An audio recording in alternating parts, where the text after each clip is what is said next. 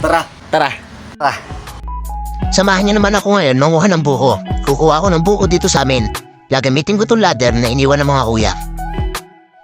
Medyo matagal-tagal na nga din hindi ito napapanguhanan. Kaya ngayon, babawas lang ako ng pamerienda kahit ilang peraso. Panoorin niyo ako kung paano ko gawin yung pamamaraan namin, kung paano malaman kung pwede na yung buko. Kasi kung may kasama ka, pwede mo nang pabuksan sa baba. At dahil solo lang ako, aakit ako, maghuhulog ako ng isa, tapos check ko kung okay siya. Pero nung makita ko sa balat na medyo matanda na yung bunga, umakit ulit ako para kumuha. At nung makita ko sa likod, may bunga doon na parang pwede na.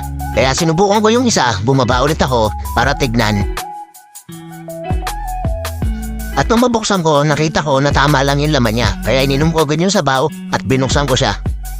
Hindi siya ganun kahirap buksan kasi malambot lang naman yung balat niya. At dahil okay yung kinuhanan ko, babawas pa ako kahit ilang peraso.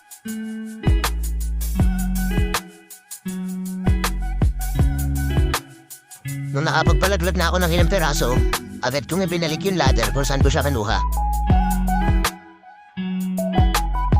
Pinulot ko din agad yung mga pinalaglag ko. Nasa 4 na peraso yun, kaya bumawas agad ako ng isa para mamerienda ko. Merienda na din kayo. Salamat sa pagsama nyo. So ulitin ulit.